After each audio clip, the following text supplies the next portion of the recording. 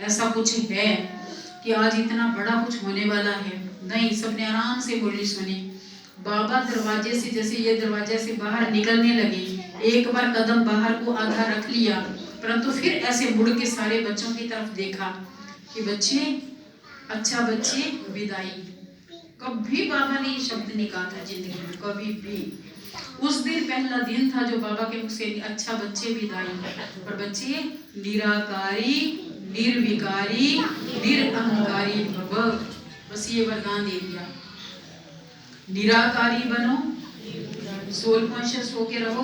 निर्विकारी बनो, पांचों विकारों के ऊपर जीत पाओ, माया जीत बनो, विकारों पर जीत होनी चाहिए आपकी। तीसरा, निरअहंकारी, कभी भी किसी भी गुण का, शक्ति का, ज्ञान का, किसी भी बात का अहंकार बच्चों में नहीं होना चाहिए।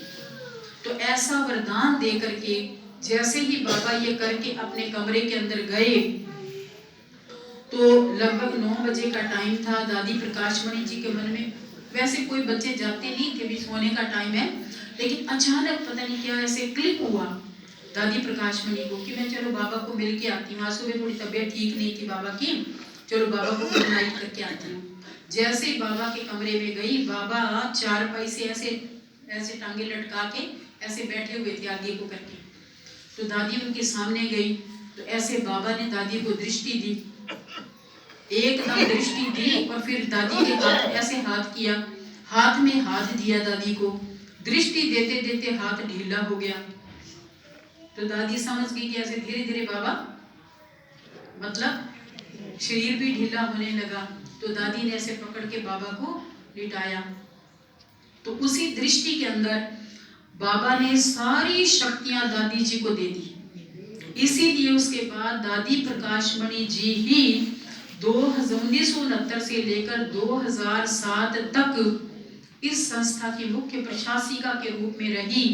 ऊपर से सूक्ष्म वतन से ब्रह्मा बाबा और उधर से दादी को जो सारी शक्तियां बिल की थी, कुल मिला के इतनी संस्था प्रगति को प्राप्त हुई दादी प्रकाशमणि जी के कार्यकाल में, जो बात मत पूछो। सारे जो विदेशों के अंदर सेवा हुई, बड़े बड़े धुरंधर वीआईपी, राष्ट्रपति क्या, प्रधानमंत्री क्या, सब माउंट आबू में पहुंच रहे हैं। मुख्यमंत्री की तो बात ही कुछ नहीं, बड़े बड़े ही सब पहुंच रहे हैं। विदेशों के बड़े बड़े प्रधानमंत्री और वो सब पहुंच रहे हैं। ये सब दादी के कार्यकाल के अंदर हुआ। तो इस प्रकार अपनी सारी शक्तियां मिल करके ब्रह्मा बाबा सूक्ष्म वतन में चले गए। परंतु हम सब उनके प्यारे प्यारे लाडले बच्चे हैं। हमें कभी भी ये आभास होता है क्या? आप में से कोई है जो कहेगा हमने ब्रह्मा बाबा को नहीं देखा? बोलो। हम सबको क्या फील होता है? हर समय बाबा हमारे साथ है, बाबा हमारे अंग संग है, हम बाबा की छत्र छाया में हैं, और हम हर वक्त ब्रह्मा भोजन खाते हैं, हर वक्त उनके संग में रहते हैं, उनकी रूहानी पालना में रहते हैं।